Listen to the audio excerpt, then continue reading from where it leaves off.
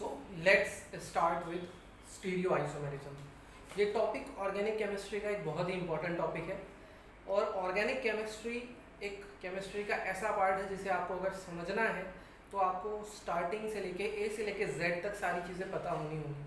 अगर आपको ए से लेके जेड तक सारी चीज़ें आपका कहीं भी लिंक ब्रेक है तो उस कंडीशन में आपको ऑर्गेनिक केमिस्ट्री सिर्फ याद ही कर पाएंगे आप और कुछ नहीं कर सकते। और ऑर्गेनिक केमिस्ट्री को याद करना पॉसिबल है ही नहीं क्योंकि अनंत है भाई, इन्फिनिट है। इतनी सारी प्रॉब्लम्स बन सकती हैं कि अगर हमारे लिंक ब्रेक है तो शायद हम इसके अंदर सिक्योर नहीं कर पाएंगे मार्क्स। लेकिन अगर हमने बहुत प्रॉपर वे में अगर इसको स्टडी किया है और ए से लेकर जेड तक चीज़ें पढ़ी हैं तो उस कंडीशन में ऑर्गेनिक केमिस्ट्री आप ऐसा मान सकते हैं कि पूरे केमिस्ट्री का सबसे सिंपलेस्ट पार्ट है और आप इसके अंदर सबसे ज़्यादा नंबर सिक्योर करेंगे। ये आप मान के चलें कॉम्पिटिटिव एंट्रेंसेस के अंदर एक भी नंबर कटता नहीं है, ना सिली मिस्टेक होती है ना कोई और मिस्टेक होती है, एकदम नंबर देके जाने वाला टॉपिक है।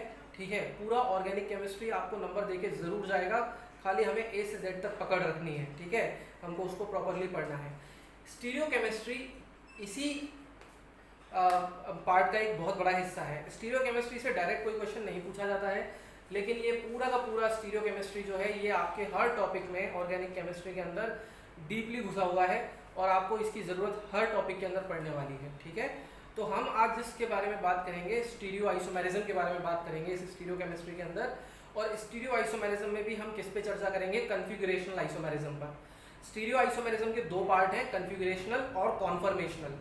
कॉन्फर्मेशनल मैंने लास्ट ईयर भी पढ़ाया था और इस ईयर भी अभी मैं वापस से ओवरव्यू दूंगा। ठीक है, अभी जिस लेक्चर के ऊपर हम बात करने वाले हैं वो है कन्फिगरेशनल आइसोमेरिज्म के अंदर हमारे पूरे जो ज्योमेट्रिकल और ऑप्टिकल आइसोमर्स हैं उनके बारे में। लेकिन स्टार्टिंग हम करने वाले हैं ऑप्टिकल आइसोमेरिज्म से। तो ऑप्टिकल आइसोमेरिज्म इस लेक्चर का बेसिकली हमारा मेन बेस रहेगा, अभी हम उसी के बारे में स्टडी करेंगे। तो let us come to configurational isomerism. जब हम कन्फिगरेशनल आइसोमर्स को पढ़ने जाते हैं तो कन्फिगरेशनल आइसोमर्स के अंदर हमारे पास बेसिक दो चीज़ें हैं। अब कन्फिगरेशनल आइसोमर्स हम किन्हें कहते हैं पहले तो हम ये समझें। आइसोमेरिज्म की जो बेसिक डेफिनेशन है, आइसोमर किसे कहते हैं, compounds having similar molecular formula but different what molecular formula नहीं, डिफरेंट फिजिकल और chemical properties. Compounds having similar molecular formula but structural फॉर्मूले के बारे में बात नहीं कर रहा हूँ, I am not talking about structural formula. एक जनरल डेफिनेशन हमें पता है कि compounds having similar molecular formula but different structural formula are termed as isomers, ऐसा हमने सुना है। ये डेफिनेशन किन की है, ये डेफिनेशन सिर्फ और सिर्फ स्ट्रक्चरल आइसोमर्स की है, this is not for stereo isomers. Actually isomers की बेसिक डेफिनेशन क्या है, compounds having same molecular formula but different physical और केमिकल प्रॉपर्टीज। अब ये जो फिजिकल और केमिकल प्रॉपर्टीज का जो डिफरेंस आता है, भाई मॉलिक्यूलर फॉर्मूलाज तो सेम है, तो फिजिकल और केमिकल प्रॉपर्टीज में डिफरेंस क्यों आ रहा है, तो ये डिफरेंस आ सकता है इनके स्ट्रक्चरल चेंज की वजह से, हो सकता है सिमिलर मॉलिक्यूलर फॉर्मूला के जो दो कंपाउंड हैं उनके अंदर स्ट्रक्चर में डिफरेंस हो। जैसे आप अगर देखें तो अल्कोहल और ईथर दोनों का मॉलिक्यूलर फॉर्मूला अलग होता है और सेम होता है, लेकिन उनके स्ट्रक्चर्स क्या होते हैं, अलग होते हैं। जैसे इथेनॉल और dimethyl ether, ethanol C2H6O, dimethyl ether भी C2H6O, बट दोनों का मॉलिक्यूलर फॉर्मूला सेम होने के बावजूद भी इनके स्ट्रक्चर क्या है, डिफरेंट है। और इनके स्ट्रक्चर डिफरेंट है इसीलिए इनकी फिजिकल प्रॉपर्टीज भी क्या आ रही है, डिफरेंस आ रही है, केमिकल प्रॉपर्टीज भी डिफर करेंगी। तो क्योंकि यहाँ पर स्ट्रक्चरल डिफरेंस की वजह से फिजिकल और केमिकल प्रॉपर्टीज में डिफरेंस आया था, इसीलिए इथेनॉल और डाइमिथाइल ईथर को हम स्ट्रक्चरल आइसोमर की कैटेगरी में डालते हैं। लेकिन जब आपके दो कंपाउंड्स जिनके मॉलिक्यूलर फॉर्मूला सेम हो, उनके स्ट्रक्चरल फॉर्मूला भी सेम हो, फिर भी उनकी प्रॉपर्टीज डिफर करें, तो ये डिफरेंस क्यों आता है, ये डिफरेंस कहीं ना कहीं उनके एटम्स, उसके अंदर जो मॉलिक्यूल के अंदर जो एटम्स और ग्रुप्स हैं उनके स्पेशियल अरेंजमेंट के चेंजेस की वजह से आता है। उसके अंदर स्पेशल अरेंजमेंट में चेंज होगा, उसकी वजह से डिफरेंस आएगा। और इस तरीके के आइसोमर्स को हम किस कैटेगरी में डालते हैं, स्टीरियो आइसोमर्स की कैटेगरी में डालते हैं। ये चीज़ मैंने लास्ट ईयर भी आपको बताई थी। तो स्टीरियो आइसोमर्स क्या है, compounds having similar molecular formula but different orientation of atoms और ग्रुप्स इन स्पेस। तो अगर ओरिएंटेशन चेंज है, जैसे अगर आप देखें सिस टू ब्यूटीन और ट्रांस टू ब्यूटीन, दोनों के मॉलिक्यूलर फॉर्मूला भी सेम है और दोनों के स्ट्रक्चरल फॉर्मूला भी सेम ही होते हैं, लेकिन उनका अंदर आपको याद होगा उनका जब हम ड्रॉ करते हैं स्ट्रक्चर तो सिस में दोनों CH3 ग्रुप्स को एक साइड रखते हैं और ट्रांस में एक CH3 को और दूसरे CH3 को अपोजिट रखा जाता है और दोनों H को भी अपोजिट रखा जाता है। तो अब ये स्पेस के अरेंजमेंट में चेंज है। मॉलिक्यूल का फॉर्मूला तो वही है CH3 CH double bond CH CH3, लेकिन स्पेशल अरेंजमेंट में चेंज है। तो ऐसे आइसोमर्स को हम स्टीरियो आइसोमर्स की कैटेगरी में डालते हैं। और ये जो स्टीरियो आइसोमर्स हैं ये बेसिकली ज्योमेट्रिकल और ऑप्टिकल दो आइसोमर्स के अंदर डिवाइड हो जाते हैं। तो हमारे कॉन्फ़िगरेशनल आइसोमर्स दो तरीके के होते हैं, इनैंशियोमर्स और डायस्टीरियोमर्स। इनैंशियोमर्स सिर्फ ऑप्टिकल आइसोमर्स ही बताते हैं, ठीक है। आपके ऑप्टिकल आइसोमर्स जो होंगे वो सिर्फ इनैंशियोमर्स जो होंगे वो सिर्फ ऑप्टिकल आइसोमर्स में ही पाए जाएंगे, ठीक है। ज्योमेट्रिकल आइसोमर का कोई इनैंशियोमर नहीं होता। इनैंशियोमर सिर्फ किस में पाए जाएंगे? ऑप्टिकल आइसोमर में पाए जाएंगे। लेकिन जो डायस्टीरियोमर है वो डायस्टीरियोमर ज्योमेट्रिकल आइसोमर में भी एग्जिस्ट करते हैं और ऑप्टिकल आइसोमर में भी एग्जिस्ट करते हैं। ये इनैंशियोमर और डायस्टीरियोमर क्या है इसको हम नेक्स्ट क्लास के अंदर इलेबोरेट कर रहे होंगे। आगे बढ़ते हैं हम किसी भी कंपाउंड को, क्योंकि मैंने बोला कि ऑप्टिकल आइसोमेरिज्म पढ़ने वाले हैं तो हम ऑप्टिकल आइसोमेरिज्म पे फोकस करेंगे। अगर किसी भी कंपाउंड को ऑप्टिकल आइसोमर बनाने हैं, अगर आप चाहते हैं कि एक मॉलिक्यूल के ऑप्टिकल आइसोमर एग्जिस्ट करें तो उस मॉलिक्यूल के अंदर बेसिक एक कंडीशन की रिक्वायरमेंट है और वो बेसिक कंडीशन क्या है? Optical activity. वो कंपाउंड के अंदर क्या मौजूद होना होगा? ऑप्टिकल एक्टिविटी होनी पड़ेगी। अगर कंपाउंड ऑप्टिकली एक्टिव नहीं है तो उसके अंदर कभी भी ऑप्टिकल आइसोमर ऑब्टेन नहीं होंगे। ये चीज हम ध्यान रखेंगे। अगर कंपाउंड ऑप्टिकली एक्टिव नहीं है या कम से कम उसका एक आइसोमर ऑप्टिकली एक्टिव नहीं है तो उस कंडीशन में वो कंपाउंड कभी भी ऑप्टिकल आइसोमेरिज्म शो नहीं करेगा। फिर से सुने, अगर कंपाउंड ऑप्टिकली एक्टिव नहीं है या कम से कम उस कंपाउंड का एक आइसोमर ऑप्टिकली एक्टिव नहीं है तो उस कंडीशन में कंपाउंड ऑप्टिकल आइसोमेरिज्म शो नहीं करेगा। ये चीज हम ध्यान में रखेंगे। तो ऑप्टिकल एक्टिविटी कैसे आएगी? क्योंकि बिना इसके तो ऑप्टिकल आइसोमेरिज्म मिलेगा नहीं। कम से कम एक आइसोमर तो ऑप्टिकली एक्टिव होना ही पड़ेगा, उसके अंदर ऑप्टिकल एक्टिविटी होनी ही पड़ेगी। तो ऑप्टिकल एक्टिविटी क्या चीज है इसको समझते हैं। तो देखिए ऑप्टिकल एक्टिविटी क्या है। हमारी जो ऑर्डिनरी लाइट होती है, ठीक है, जो ऑर्डिनरी लाइट होती है वो सारे प्लेन्स में डिस्ट्रीब्यूट होती है यूनिफॉर्मली। ये हमको पता है, किसी बल्ब को जला दो, सनलाइट को जला दो, सब डायरेक्शन में लाइट फैलता है, इक्वली फैलता है, ठीक है। तो ये जो लाइट होती है इलेक्ट्रोमैग्नेटिक रेडिएशन, ये सब डायरेक्शंस में फैलती है, इक्वली फैलती है, यानी इसके कंपोनेंट्स हर फेज में, हर प्लेन में मौजूद हैं। जब हम इस ऑर्डिनरी लाइट को निकॉन प्रिज्म से पास कराते हैं तो इसके सारे कंपोनेंट्स एक ही प्लेन में इकट्ठे हो जाते हैं, एक ही प्लेन में आ जाएंगे। All the components will come in one plane. जब आप ऑर्डिनरी लाइट को निकॉन प्रिज्म से पास कराओगे तो उसके सारे कंपोनेंट एक ही प्लेन में इकट्ठे हो जाएंगे और इस लाइट को हम एक नया नाम देते हैं और क्या बोलते हैं? Plane polarised light. ये जो प्लेन पोलराइज्ड लाइट होती है ये बहुत इंपॉर्टेंट होती है ये बताने में कि कंपाउंड जिसको हम चेक कर रहे हैं कि वो ऑप्टिकल आइसोमर बनाएगा या नहीं, वो तभी हम बता पाएंगे जब हम प्लेन पोलराइज्ड लाइट को यूज करेंगे उसके ऊपर। कैसे यूज करेंगे प्लेन पोलराइज्ड लाइट को ऑप्टिकल एक्टिविटी बताने के लिए? तो आप एक पोलैरिमीटर लेंगे और एक पोलैरिमीटर के अंदर आप क्या करेंगे, जिस भी कंपाउंड की ऑप्टिकल एक्टिविटी आप चेक करना चाहते हैं उसका सॉल्यूशन इस पोलैरिमीटर ट्यूब के अंदर डालेंगे और इस सॉल्यूशन के ऊपर से हम किसे पास कराएंगे? प्लेन पोलराइज्ड लाइट को पास कराएंगे।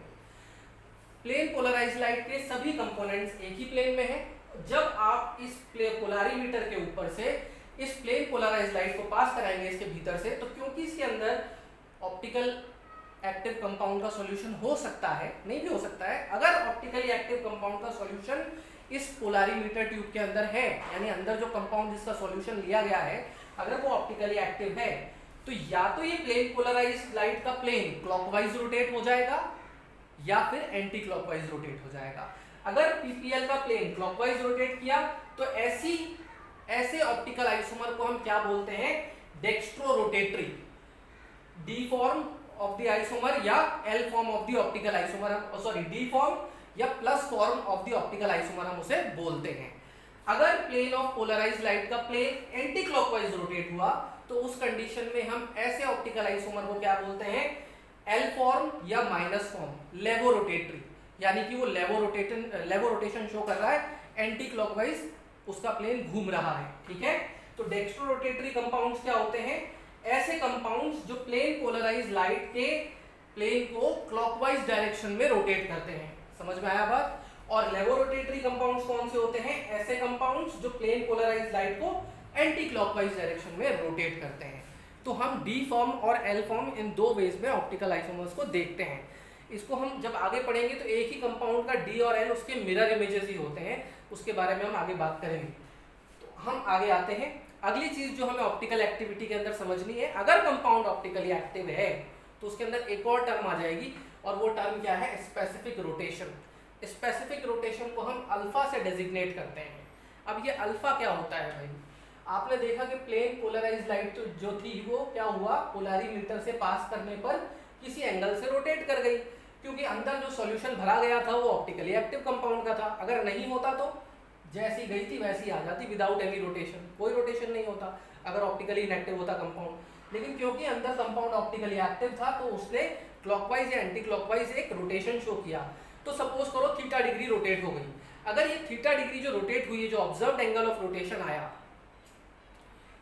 ये ऑब्जर्व्ड एंगल ऑफ रोटेशन को हम क्या कह सकते हैं? अल्फा कह सकते हैं। अगर हम क्या करते हैं, थीटा एंगल जो ऑप्टिकल एक्टिव कंपाउंड ने रोटेट किया प्लेन ऑफ पोलराइज लाइट का, वो पोलैरिमीटर की जो ट्यूब ली गई थी उसने कितना पाथ ट्रेवल किया? एल लेंथ का पाथ ट्रेवल किया हो, और जो अंदर ऑप्टिकली एक्टिव कंपाउंड की सॉल्यूशन ली गई थी उसकी जो कंसंट्रेशन हो वो सी हो। इस कंसंट्रेशन को हमें ग्राम पर लीटर में लेना है। तो basically it is the number of degrees of rotation observe.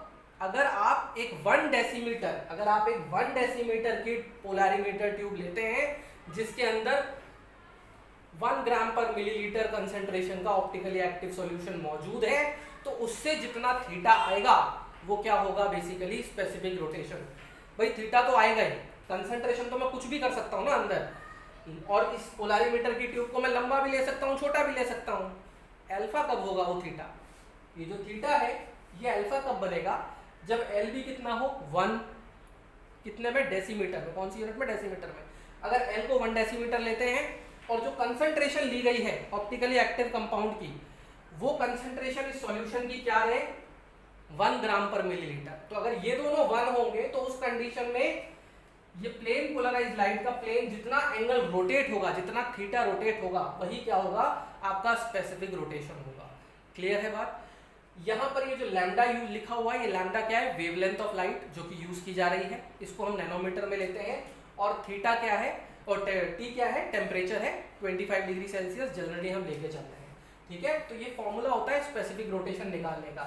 यहाँ पर theta observed angle of rotation है, सी कंसंट्रेशन है सॉल्यूशन की जो पोलैरिमीटर में भरा गया है, ग्राम पर मिलीलीटर में लेना है, और एल जो है वो पाथ लेंथ है। भाई पोलैरिमीटर की ट्यूब की जितनी लेंथ होगी ना वही पाथ लेंथ है, उतना ही डिस्टेंस ट्रैवल करेगी। अगर इस डिस्टेंस को 1 बना दिया जाए, 1 डेसीमीटर, और अंदर सॉल्यूशन की कंसंट्रेशन कुछ भी हो सकती है, लेकिन अगर उस कंसंट्रेशन को भी 1 बना दिया जाए तो उस कंडीशन में जो थीटा आएगा वो बेसिकली क्या होगा? अल्फा होगा। ये चीज हम ध्यान रखेंगे। क्लियर है? लैम्डा वेवलेंथ है नैनोमीटर में और टी है टेम्परेचर। अल्फा के बारे में और कुछ चीजें हम जान ले। पहली चीज, अल्फा जो है वो एल और सी पे डिपेंड नहीं करता। क्यों नहीं करता? क्योंकि दोनों को तो 1 कर दिया।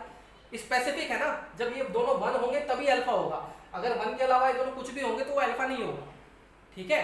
तो यहाँ पर आप अगर मान लो 5 डेसीमीटर की लेंथ लेते हो और 0.5 ग्राम पर मिलीलीटर ले लेते हो, तो जो थीटा आ रहा होगा वो क्या अल्फा होगा? नहीं। वो अल्फा कब बनेगा? जब इन दोनों को हम 1 बना दें, एल को भी 1 बना दें और सी को भी क्या बना दें? 1 बना दें, ठीक है। तो हम पर यूनिट जब निकालेंगे थीटा तो उस कंडीशन में वो क्या आएगा? अल्फा आएगा। तो अल्फा आपका जो है वो एल और सी पे डिपेंड नहीं करता। दूसरी चीज, ये जो ऑप्टिकल रोटेशन है ये प्रॉपर्टी ऑफ मॉलिक्यूल है, ठीक है। क्या चीज है? ये मॉलिक्यूल की प्रॉपर्टी है। तो जितने ज्यादा मॉलिक्यूल होंगे उतना ज्यादा अल्फा आएगा, जितने कम मॉलिक्यूल होंगे उतना कम अल्फा आएगा, क्योंकि थीटा उतना ही ज्यादा हो जाएगा। अभी मान लो मैंने क्या किया, एक पोलैरिमीटर ट्यूब ली, ठीक है, उसके अंदर मैंने क्या कर दिया, 1 मोल सॉल्यूशन ले लिया, 1 मोल सॉल्यूशन ले लिया तो Na मॉलिक्यूल हो गए, है ना। अब Na मॉलिक्यूल हो गए तो भाई Na मॉलिक्यूल कॉज करेंगे ना थीटा, तो उस कंडीशन में अल्फा ज्यादा आ सकता है, क्योंकि प्रॉपर्टी किसकी है? मॉलिक्यूल की है, ठीक है। और इसी तरीके से हम अगर कम कर दे मॉलिक्यूल का नंबर तो उस कंडीशन में क्या होगा, आपको थीटा कुछ अलग आ जाएगा, अल्फा भी कुछ अलग आ जाएगा। तो ये optical rotation is a property of molecule. इसको एक जनरल एग्जांपल से मैं समझाता हूँ। मान लो हम दो अलग अलग सब्सटेंस लेते हैं, से ए ले लिया और बी ले लिया। ए और बी दोनों का मोलर मास अलग है। मैं मान लेता हूँ कि ए का मोलर मास जो है वो ज़्यादा है और बी का मोलर मास जो है वो कम है, ठीक है। अब मैंने ए और बी दोनों का 1-1 ग्राम लिया ताकि ग्राम पर मिलीलीटर में कंसंट्रेशन क्या रहे, सेम रहे। दोनों का 1-1 ग्राम, ए का भी और बी का भी, दोनों का 1-1 ग्राम मैंने कंपाउंड लिया, लेकिन ए का मोलर मास ज़्यादा है और बी का मोलर मास कम है। अब इसको मैंने एक पोलैरिमीटर ट्यूब ली, ठीक है, दो अलग अलग पोलैरिमीटर ट्यूब ली जिनकी लेंथ सेम है, एग्जैक्टली अलाइक है दोनों एक दूसरे के, और इन पोलैरिमीटर ट्यूब्स के अंदर मैंने इन दोनों सॉल्यूशंस को फिल कर दिया। ए को भी उसमें डाल दिया, बी को भी उसमें डाल दिया। एक पोलैरिमीटर ट्यूब में ए ले लिया, दूसरी में हमने क्या कर लिया, बी ले लिया, ठीक है। दोनों की वॉल्यूम सेम है, दोनों के अंदर जो ऑप्टिकल सॉल्यूशन लिया गया उसकी वॉल्यूम सेम है, और दोनों में ए और बी दोनों के कंपाउंड का मास कितना लिया गया, 1-1 ग्राम। लेकिन मोलर मास ए का क्या है, ज़्यादा है। अगर मोलर मास ज़्यादा है तो मोल क्या आएंगे, कम आएंगे ए के। अगर ए के मोल कम आएंगे तो ए के मॉलिक्यूल भी कम आएंगे, और अगर ए के मॉलिक्यूल कम आएंगे तो उस कंडीशन में जो आपका अल्फा होगा वो भी क्या आएगा, कम आएगा, ठीक है। हालांकि ग्राम पर मिलीलीटर में आपने कंसंट्रेशन करने की कोशिश क्या करी, सेम अमाउंट तो आपने सेम ही लिया था, लेकिन मॉलिक्यूल का नंबर तो चेंज कर गया। और ऑप्टिकल रोटेशन किसकी प्रॉपर्टी है, मॉलिक्यूल की प्रॉपर्टी है। तो मॉलिक्यूल का नंबर चेंज कर जाएगा तो अल्फा भी चेंज कर जाएगा। अल्फा किसका ज़्यादा होगा, जिसके मॉलिक्यूल्स ज़्यादा होंगे। और इस सिचुएशन में जो सिचुएशन मैंने आपको दी, मॉलिक्यूल्स किसके ज़्यादा होंगे, आप देखिए ए का मास भी 1 ग्राम था, बी का मास भी 1 ग्राम था, लेकिन ए का मोलर मास ज़्यादा था, बी का मोलर मास कम था। तो ए के मोल कम आए, बी का मोल ज़्यादा आया, बी के मॉलिक्यूल भी ज़्यादा आए, तो उसकी कंसंट्रेशन पर मिलीलीटर क्या है, ज़्यादा है, इसीलिए उसका अल्फा ज़्यादा आएगा। तो जिसका भी मोलर मास कम होगा उसका अल्फा ज़्यादा मिलेगा, अगर बाकी सारी चीज़ें हम सेम कर देते हैं। तो ये दो चीज़ें प्रॉपर्टी अल्फा के बारे में हमें ध्यान रखनी है। Thank you for